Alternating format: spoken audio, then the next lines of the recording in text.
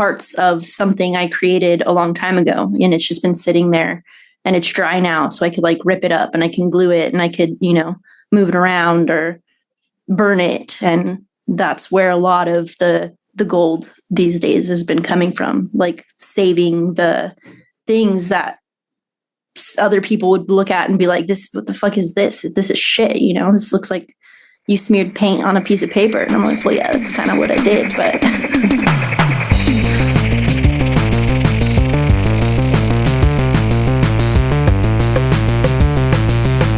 you are about to be informed.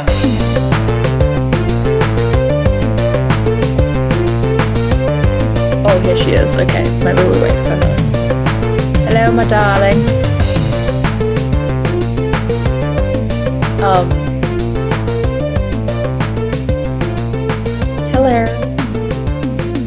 hot. Yes, side pony. She's giving side pony. Yes. Yes. My pony. That mane, dude. Listen. Yeah. Work. Recording in progress. You better work, bitch. Also that. Oh, wow. Yes. I Yes, didn't we are. even know. So Violet, just before you came in, I was just about to give my starter for 10. Are you ready? Okay, get ready. So the thing that I've been thinking about this week, and it kind of is what this whole podcast is, but it's, you know, we're giving Inception, is like manifestor, mano al mano, you know what I'm saying? Like manifestor to manifestor friendship. What does it do for us? What does it like? Because and I have something specific that it has been doing for me this past week, and it's inclusive of manifestor friendships I have outside of this group of 4 as well. But it's like I see manifestors and I go, wow, everything that person does is artistic, iconic, amazing, beautiful, perfect. I love it. I want more. And then I'm like, oh, I bet people feel that way about me. Yeah. Yes. And because I was talking yesterday, I was speaking with my friend Ankarid, who is a splenic manifestor. Shout out. Hello. And I was sending her like memes about focaccia. And through that conversation, it came about that I was like, okay, I'm not conceptualizing it as creative cycle, rest cycle anymore. I'm conceptualizing it as creative cycle, fermentation cycle. Okay. Like, I'm not resting, I'm fermenting. Yes, bitch. We're rising. We are on the rise. I'm doubling. You're oxygenating. Yeah. I'm dividing and multiplying. Oh Put me in a warm God. corner on the counter and let me fucking work. Let me cook. Let her cook. It's that, y'all. It is that.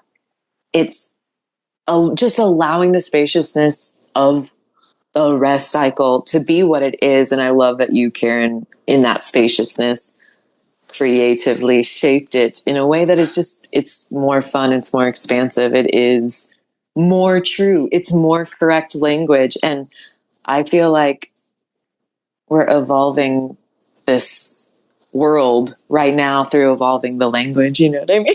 Sorry, Yeah. but like that felt felt meta to me.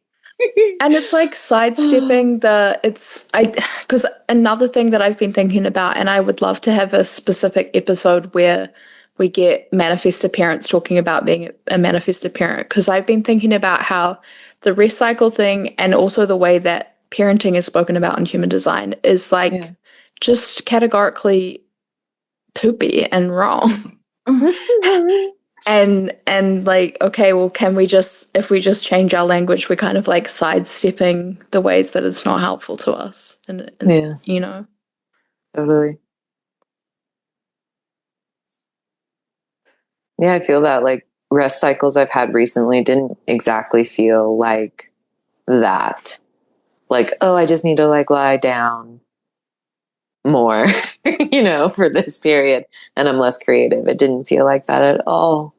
It felt like a shedding and like a clearing and oh, I see moment. And and then energy starts to come back. That's an interesting phenomenon for me in what I would have considered a rest cycle before. So that's fresh. And it's interesting how awareness shifts the experience of the experience. Like, you're having the experience and you begin to start to track the experience. And then there comes a moment where you you feel the experience, and that comes through like awareness over a longer period of time. At least that's been my path to where I say I am right now, which is like just connected more to the feeling of what's happening versus like intellectualizing it, which I that's been my like one of my low key obsessions for all of my life. Like let's name it, let's talk about it, let's analyze it, let's pull it apart. Like where's the golden thread of all the pieces of my life? I'm gonna weave this shit.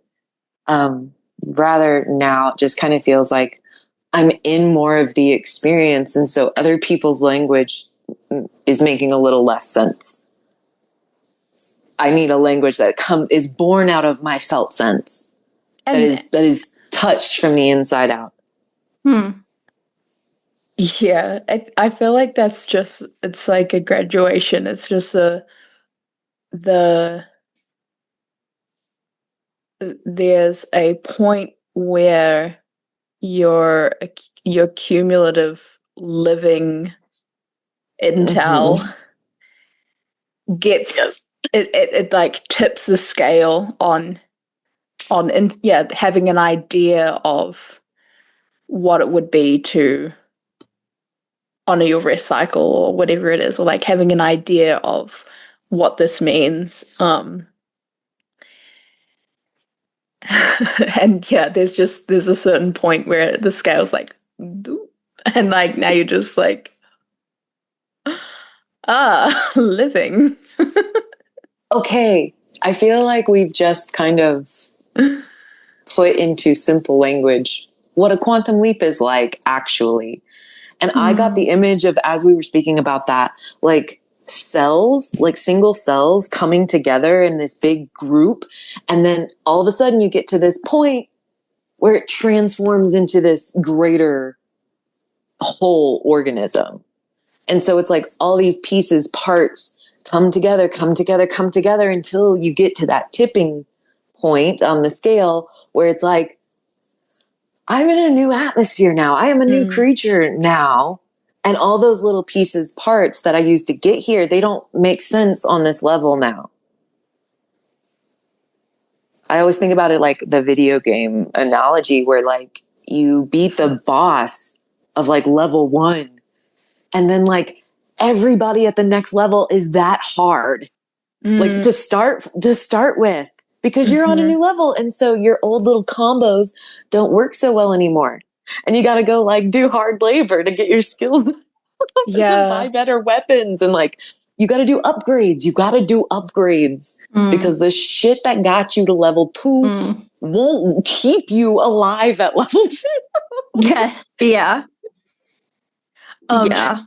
This is relevant because we just recently got what we've been calling my final boss car for my driving, because when I was learning to drive, I was emotionally breaking down in the driver's seat, like crying, weeping, there was a lot of like fear, all the stuff. So I learned to drive like automatic, and then I learned to drive manual, and then I had a large car that was automatic or a small car that was manual, and now I have a large car that's manual. So I have to combine the negotiating space in like a larger vehicle, and then also focusing, getting the clutch and the the gear stick, everything moving in sync. So I haven't started learning to drive that car yet, but it's like, just as you need new equipment, it's also now I have the knowledge that like something that I was petrified to do now is just like easy peasy. So going into something that is, it's still new and different, but it's like there's the noise of like apprehension is, Yes. it dials down. Because you have evidence. I think this is one of those things that just doesn't get said enough. So I'm going to say it. It's like people wonder why they struggle with like the confidence to do things. It's like your nervous system literally needs some proof. And yes, you take those first risks and try things, but it needs solid evidence that you have conquered. It needs that to hold that spine up straight. It really needs that. It's like, okay, whatever. I don't know why this wants to like, okay. Jordan Peterson talked about lobsters who fight.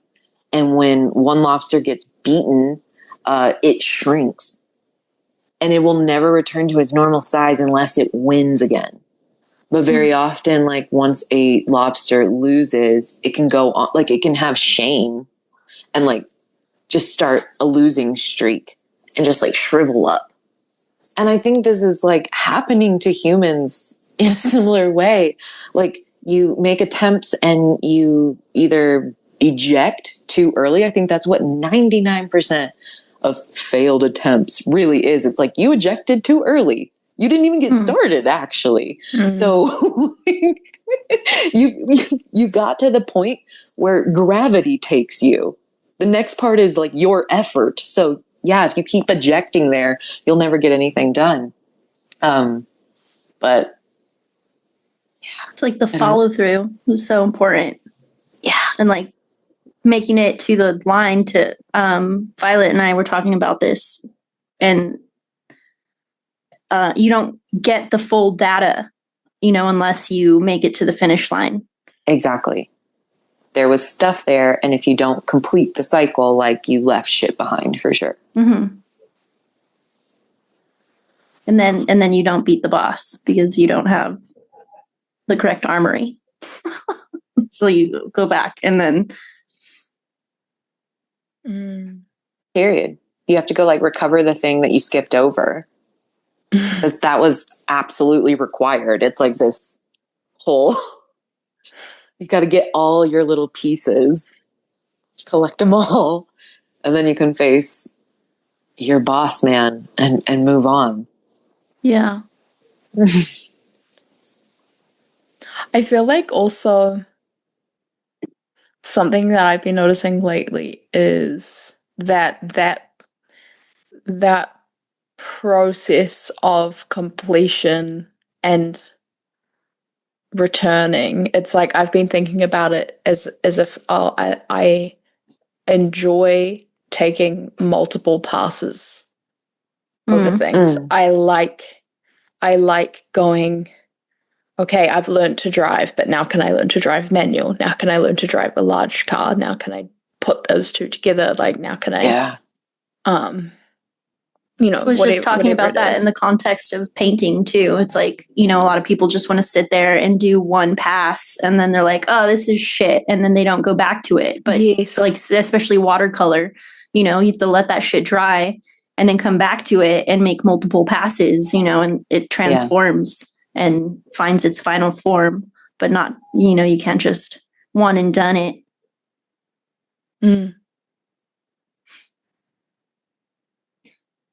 A lot of the stuff I've been doing lately is layered, and like the materials that I'm using are parts of something I created a long time ago, and it's just been sitting there and it's dry now. So I could like rip it up and I can glue it and I could, move it around or burn it. And that's where a lot of the gold these days has been coming from, like saving the things that other people would look at and be like, "This, what the fuck is this? This is shit." You know, this looks like you smeared paint on a piece of paper. And I'm like, well, yeah, that's kind of what I did, but.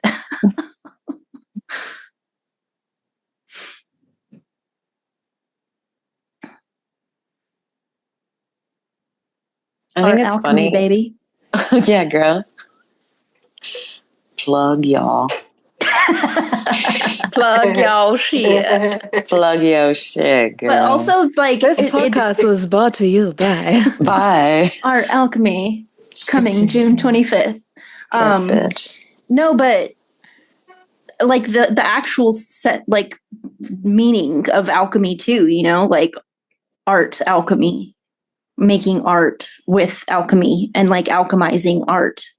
You know, it's not just, I mean, it is like the basis of the class, but it's a part of, I think, how we live our lives as well. Yeah. It's like, this is the work I'm interested in, Piper, is the stuff that like applies all across the board. I remember as a young person, like realizing that physics shows you that there are principles that apply to every area of life. Like there's things that connect our whole world, even in its fractal form. There's principles that apply across the board. And for me now, I'm like, what are we doing if not offering people work, creative work, art, offerings, language that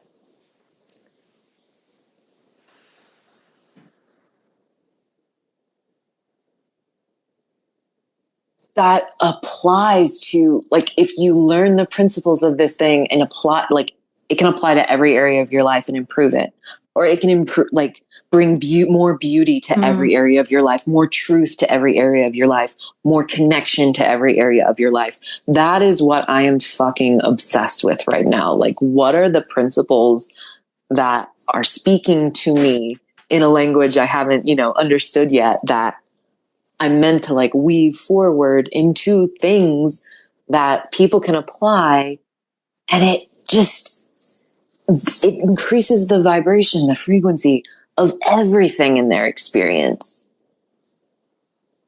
Yes.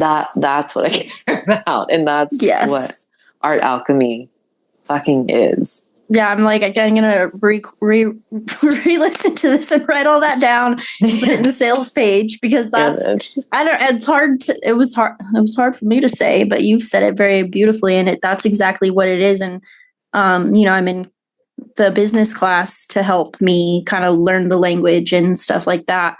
And she kept saying, like, for artists, like, this is for artists. And I'm like, yes, but no, like, this is for literally everybody, and especially the people who maybe don't identify as an artist, because, we're all inherently creators. And I think that a lot of the reason people don't create is because they don't think that they can. And that's kind of the point of this class, is to like peel back those programs that are like, oh, if you're not practicing, like, painting or like drawing, like fine art, then like you're not a fucking artist. But that's not what it's about. It's about like using your fucking body to express and create from that. Yeah. And like shape life. Yeah. And also like, I feel like the first trip that I made over to the States would have been like in 2023 when we did like the cross country.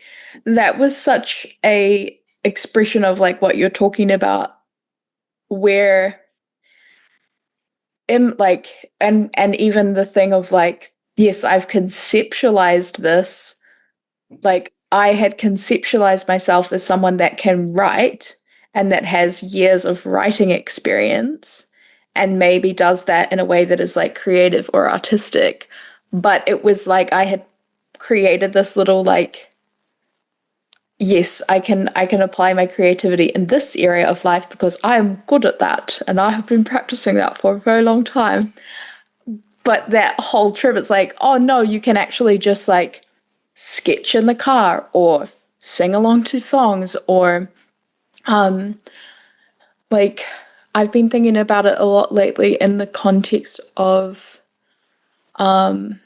physical spaces and architecture. Like architecture is one of those things that it's like a professionalized, and you know, there's reasons like you want buildings to stay up, but there's so much like untoiled, that's not what I'm trying to say, like unworked land available for architecture to be like beautiful, sensually enjoyable, and even like Piper, I feel like you often will say like people don't want to do the work. and like that's something that I have noticed with our house is like, even like we have, it takes lots of people coming in and like contributing and putting in their artistry, and it also takes like multiple years of like choosing colors, choosing materials, even like choosing who's working on things. And it's just like that process based view of creating, it always renders better results Yeah. than just being like, I want this done by Wednesday. Yeah. No matter Well, I how mean, shit it look at is. buildings and things that were built a long time ago versus stuff that's built today. Everything's so square, and there's sharp corners, and because curves take time, it takes money, it takes a lot of measuring. And Nicole's getting a new staircase. It was like the white wood, and she's getting like black iron put in, but there's a part at the beginning where it's like a curve, and they had to actually come and take the wood piece with them so that they could replicate that exact curve, because they're having to bend, this metal, and that takes a lot to exact and to replicate. So they can't just like bring this fucking, pre-cut, pre-bent piece into the house without having, the example and the measurements. And so I think it's been like almost a month now that piece hasn't been there, but it's like for a reason, There's so much like spiritual correspondence as well. I felt that so deeply.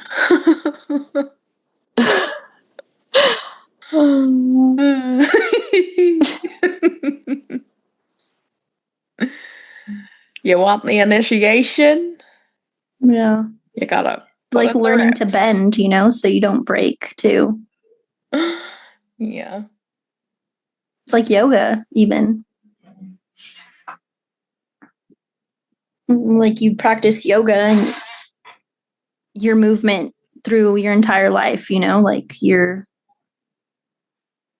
going to work. And when I worked shipping, like there was certain things that being able to move in that flowy state, and people are so rigid with their movements. And I think that's why there's a lot of like physical pain. And well, it's like mirrored in rigidity up top, and yeah, it's that like white knuckling life, like trying to control everything. Like, oh yeah, of course it's going to be painful. Yeah, and ask me how I know. That part.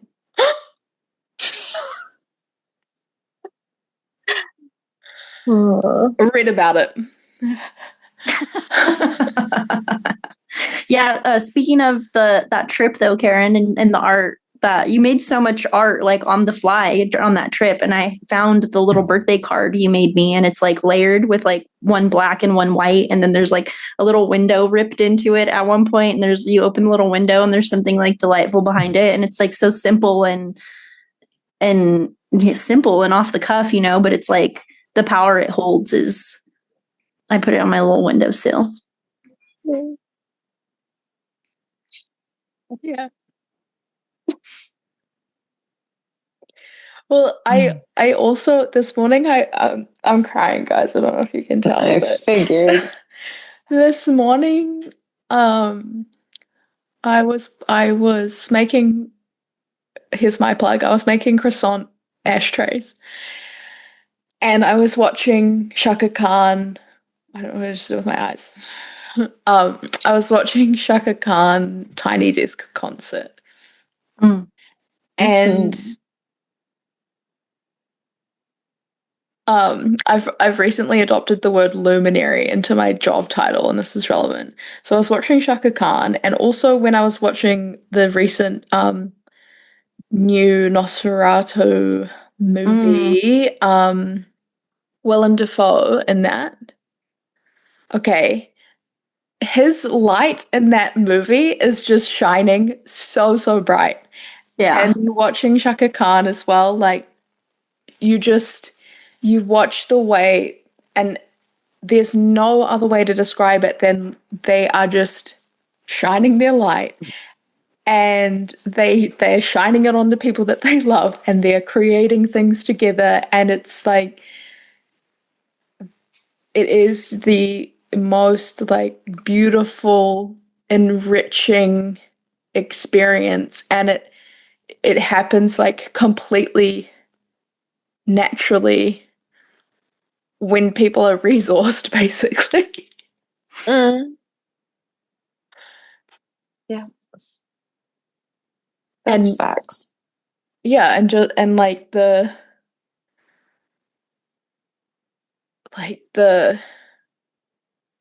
you watch any kind of press junket, the interviews where the people involved love each other, have reverence for each other, care for each other, have formed friendships. Like that's always going to be the best movies. Yeah. So I mean, the maths. So,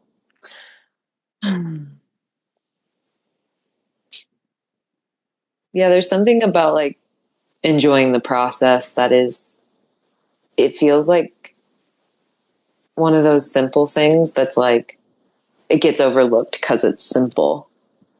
You know, whatever it is that you want to do, create a way that you enjoy, that you believe will get you there. Period. Like the end. Like you make it up here. You know what I mean? Yeah. And like, it's one of those things that like, I think I'll just use this language, just kind of still seeing life through the pain body, like keeps people from seeing that that's what this whole game is. All the things that we consider good or right or true were made up in this way. They were imagined and people have bought into them at scale. And this does not stop the fact that you can create your goddamn own. You can create your own myth and it will work.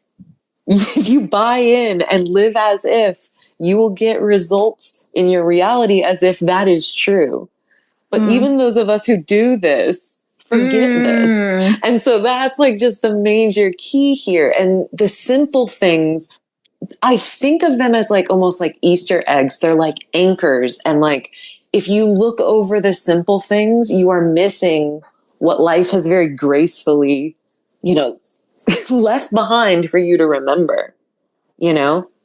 And the simple thing is like, find a way to do what you love doing, want to do in a way that is enjoyable. And it will be successful and you will feel fulfilled doing it. And there is nothing better than that. Like, isn't that what peace is? Yeah. Another thing that I saw this morning was, and it's been like getting served to me on the algo a lot, is it's like a performance art piece. It's called The Void, and it's a person and they're like completely nude and they have like kind of tacky textured black paint and they're like fully, you can imagine what that looks like, just going for it with like synthy kind of music. And I was just kind of like, I think we all have a lot more creative freedom than what we think. Yeah. That's the practice that built our alchemy, like literally, like dousing myself in paint, like ritualistically. And also, what Jen was saying, Justin was asking me like about how I make lines when I draw, and he does it very like precise. And he was like, somebody told me like not to do it like this, and I was like, well, does it make your fucking heart sing when you do it? Like, how's your soul feel when you do it like that? Do that. Like, fuck what anybody said to do. Do what makes your soul happy. And I think that was a big part for me of coming into my own artist, was that I didn't like to make straight lines. I liked to make sloppy, scribbly, messes. And the more I did that, the more, like Jen said, more success. It's like crazy what happens in your life when you start permissioning exactly who the fuck you are. Like, y'all, there has been so many, like since Josiah's business blew up, like there have been so many covert beliefs that I've had about money, just like thrown up to the surface. Like, cause you can't make that kind of money in that short amount of time and not have everything you secretly believe about money come to the surface. Just so anybody who's listening realize that that's what you're actually saying yes to when you say, I want tons of money, like that. You're also saying yes to realiving all your generational expectations or assumptions or secret rules about money. And I'm going to say it's turbulent. That's what I'm going to say. Girl is moving through it. There was a moment where I was like, Jinky's turbulence. Shout out. I don't know which one that is. But yeah, like, where was I going with that? Just realizing all the secret beliefs that we have about money has been so, what's the word? Awakening? I don't know. Like, it's waking me up to like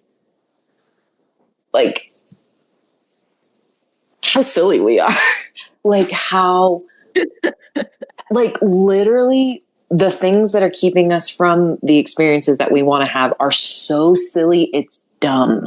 Like it's so silly. It's dumb. And of course, when you see all these patterns and secret beliefs spit out in front of your face, you're like, okay, now this starts to make sense. But now that I know that it's here, like the silly dumb that's now making sense because all of this was inside of me.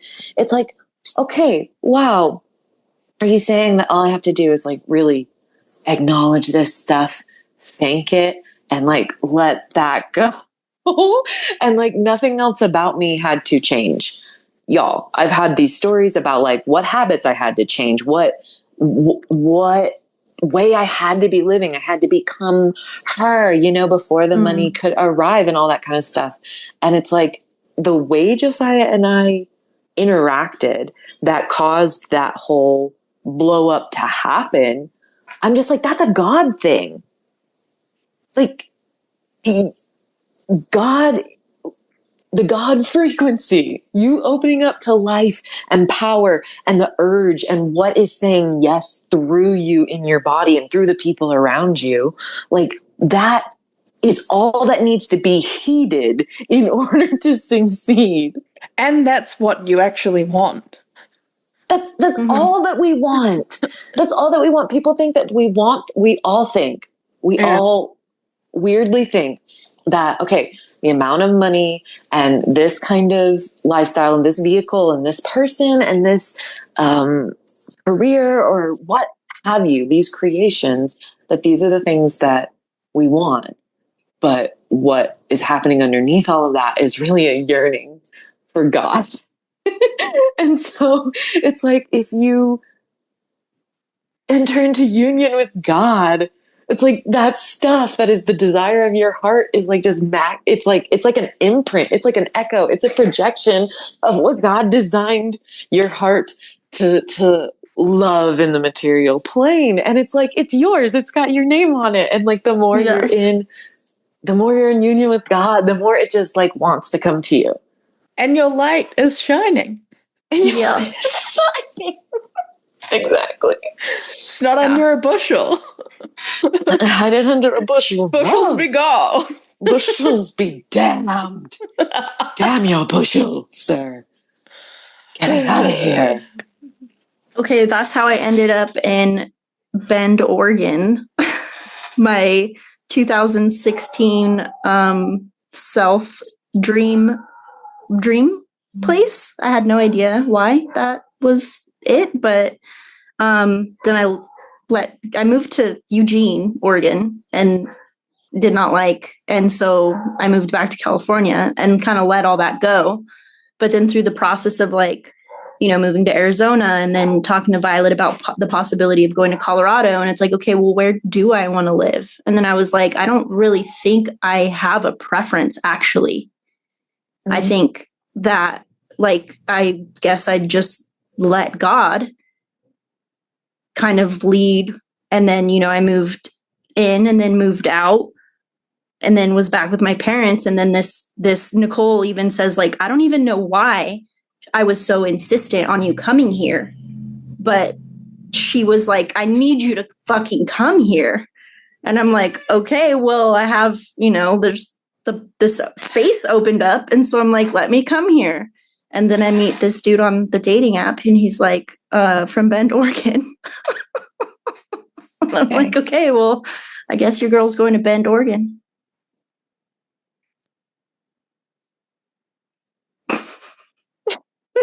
We love. We stand. Yeah. God took me to Washington State for sure. Mm. That move was like 1,000,000% a God thing. Yeah. Well, I even said that today too. Like, we were talking about like making a pretty big decision. And I was like, I don't think it's even up to us at this point. I was like, it's kind of in God's hands. Whatever we try to do or not do to make this happen, I don't think is even relevant at this point. So. Mic drop. Amen.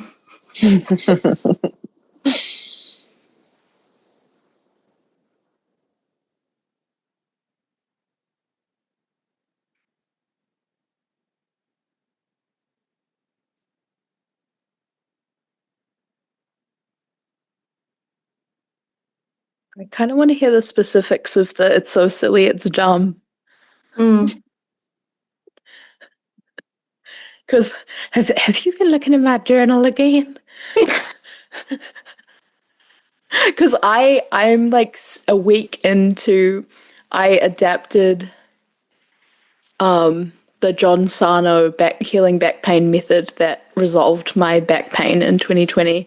I've adapted that method for financial things because all of the silly, dumb, familial things, and et cetera.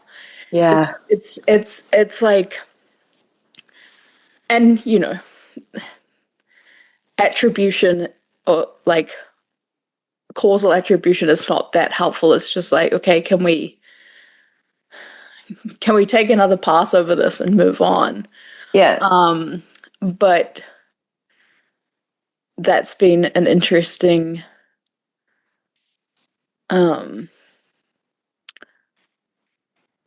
project. For kind of similar reasons of what you're saying. It's like, oh, and what you said about evidence as well. It's like, how willing am I to ignore the evidence of my life to maintain a belief that I have inherited Yes, that Yeah. part. Like, what are we like unspokenly like in contract with, you know, like what are the vows that we've taken that are implicit? Like we don't remember that we took them, you know, like the biggest thing for me that has occurred like with this whole having to purge, like, you know, we're rising in atmosphere so quickly. It's like anything that is of too low of a density has to come out. You have to purge it. And so like the biggest thing that I saw was like, I have been kind of living this covert agreement to like attune to my mother's havingness level and to kind of like match her levels of dissatisfaction and kind of shoulder the burden with her because I've been doing it since I was a small child. Like imagine me like pretty much just as deep out the womb, y'all. And so my mom going through everything that she had gone through with this tiny little, you know, healer in her home. What did I do? So I just like immediately attuned to her. God, putting heals in homes since eternity. Okay. Sorry, carry on, please. No, period though. That's, and I just want to sidebar from that. Like, what if the healers never manifested in those homes? I wonder if those people would have had even less of a chance for growth and freedom, you know? Like kind of like Ram Dass talks about, like you can't awaken another person, but you can like give them the opportunity to come up for air. You know, like I'm up here, like breathing air, you know, like you can come up if you want to. I wonder if like the healers in the family hadn't been born into those families, like how much more miserable the people in their family would have been. So thank you, Karen, for like inserting that into my consciousness. That's kind of important. But yeah, it's pretty wild to like hold like, okay, I have been like unconsciously matching my mom in level of satisfaction, level of income, level of like happiness, level of moodiness. And like she came and visited during this whole pop off moment in between the 2 times I ran Powerhouse. And it was just like, it was insanely obvious to me. And it was like the first time like I couldn't ignore it anymore. And like something that I've been doing kind of in unison with my mom and not recognizing it for a really long time is the suffering in silence bit. Like we play that track like nobody's business, even if the track is made up. You know what I mean? It's just, we tell these stories that make it feel like it's a truth that we have to suffer in silence. And just not say what's really going on for us and just like deal with things, you know, like strong girl it or whatever. And yeah, I like when my mom visited, I had to like express all of this to her and just say like, you know, I can't shoulder that. I can't attune to you like this anymore. You know, like that this is, it's not okay for me in my body anymore, you know? And it was like the most difficult conversation I think I've ever had with my mom. And it went, I think, as good as could have been expected. And like, she's coming back to visit on boundaried terms, like for Charlotte's birthday. And I feel the whole situation is like, I did not die. Honestly, like, I don't even care if it was best case scenario. I'm like, I did not die. I did not die. I named the contract. I was like, this is done. I'm finished suffering in silence. There's certain things that I need when you visit and certain things that I'm not available for, you know, like that's it, you know? And it felt like super simple, but again, like revolutionary, like the fact that I had the capacity to be able to do that in that moment. And yeah, like what it allowed me to see about kind of the biggest and most painful patterns of my entire life.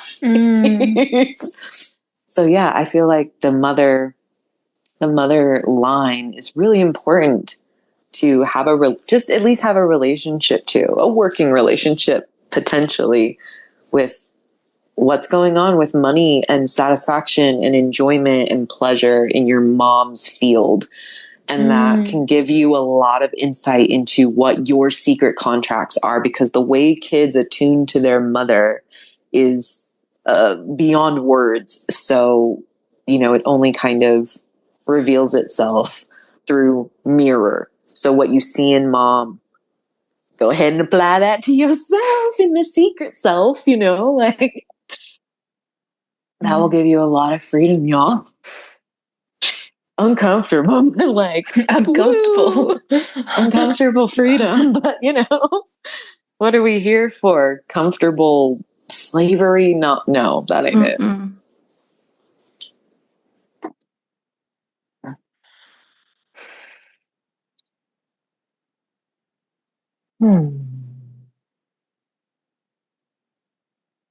What you did there was huge. Like with your mom. I feel like it's so simple, but I was like, that's so fucking huge. Yeah, it was. Yeah.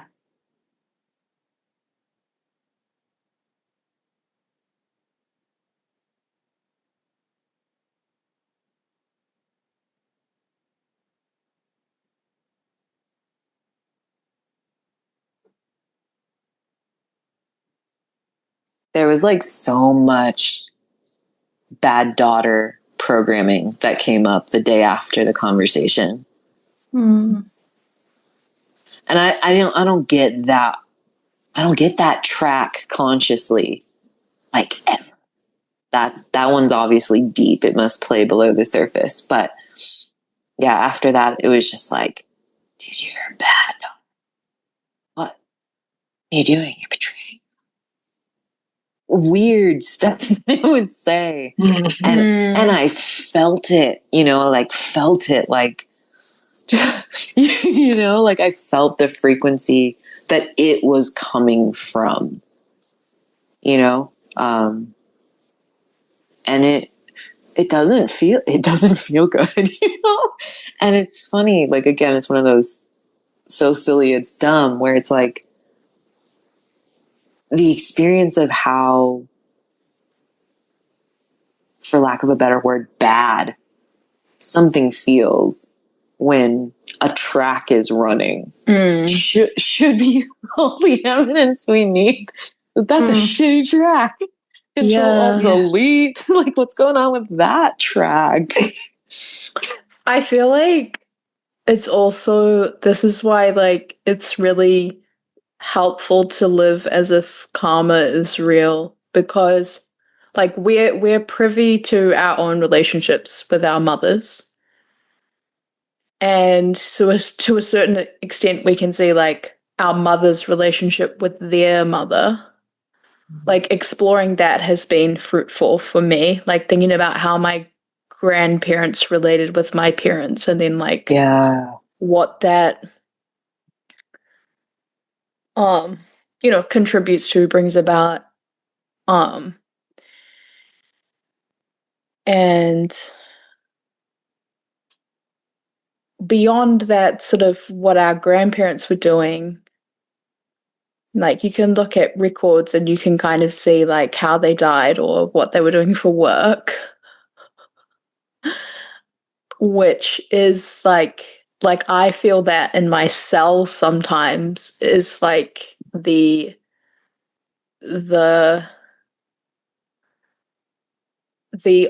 orientation of, like, life is difficult and you have to push up against it and work and assert yourself and things like that. And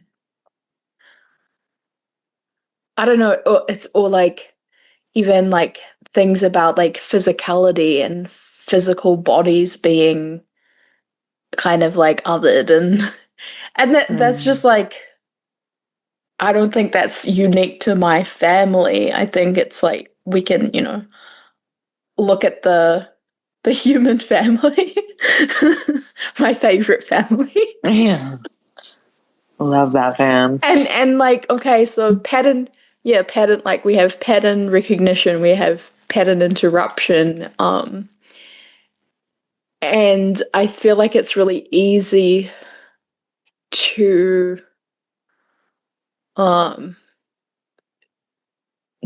disregard the choosing of keeping things the same. It's like if you're not willing to, talk to whoever or put your heart on the line, shine your light. Yeah. It's like you're still choosing. Yes. But it's like I think it's just such a cool time to be alive, because for people that are willing to take risks, like that's a risk. Yeah. And the reason that it's, high risk, high return, as they say, but That part. it's like there is like my emotional circuitry is just always running the collective wave, and you can just feel it. Like there's a lot of room for improvement. For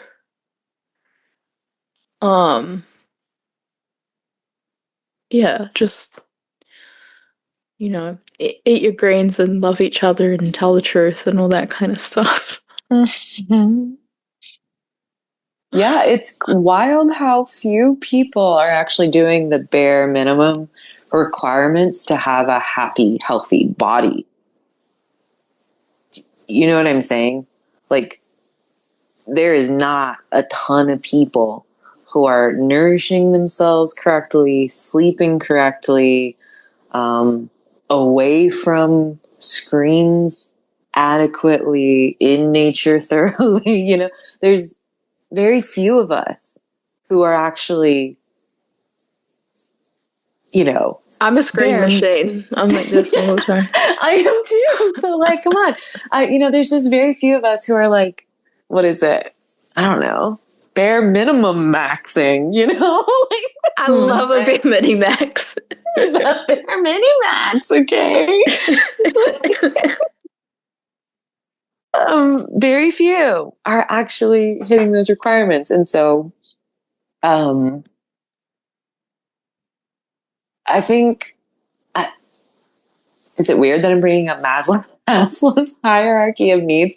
I think into this all the time, or feel into this all the time, how like the collective is still very much in a deep state of survival mode, and when people in survival mode are facing whether real or imagined crisis, like the turbulence kicks up a few notches, and without those like bare minis, without the bare minimum requirements for healthy bodies, like the resilience goes to like a negative. It's like an inverted. It's almost like trained helplessness becomes this hive mind download, and people kind of seeing Violet just like chuckle. I love that. But the relational consequences, especially for spectrumy people, like if it's too loud, if it's too, if I haven't eaten, if it's too bright, yes, dude. I'm not saying that I'm not saying that that can be an excuse for poor behavior. I'm just saying that it can contribute to poor behavior. And if we know that, we can take care of business. And like, I feel like I might bring this up every episode, but hormonal interventions are a relational disaster, because your entire body is being put off center by that. Yes. Yes. And look how many people in the world are choosing into that right now. Peggy Sue messaged me the other day. it was like, I can't believe the last 300 years has just been fear of life, fear of death loop. And I was like, yo, word. Fear of death, fear of life, like. Yeah, back and forth, just like ping-ponging Ping that. pong, yeah. Yeah. I think there's something came through earlier today that was like, it was kind of like a thought experiment for me in my experience, but I'll just bring through what made sense. How owning a paradox fully is like owning a paradox fully, like holding in both hands a paradox and saying, yes, this and yes, that like transforms it into a trampoline that you can then like go beyond the loop. But like you have to accept the loop is true about you like all the way through. Like that it's yours. It's your loop. It's the loop you're caught in. Mm-hmm. And then like you own that so hard and so deep that it's like it like becomes this whole like downward, throw it down, release it, it's fine. And then you're like your feet in it. It's like spring up. Okay, now like we don't have to fear death and we don't have to fear life because we know it's a continuum. And all of it is what? Gradual stages of embrace. Mm-hmm. Like that, what the ego development, that's what her essay was called, like gradual stages of embrace or something like that. Yeah, embracement, I think. Embracement, like what? Like holding everything is what gets you out of like looping back and forth between two things, you know, or a million pairs of things of opposites. Yeah, this whole podcast is an exercise in embrace.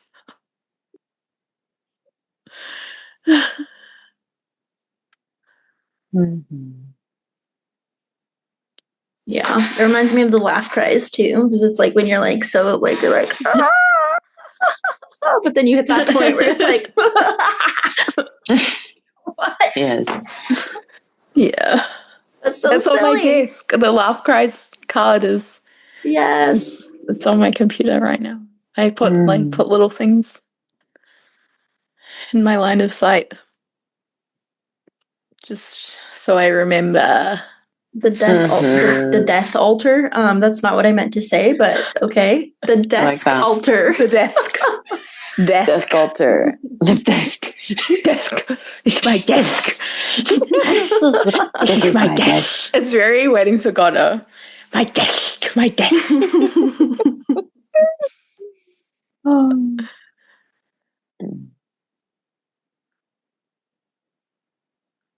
Fiend?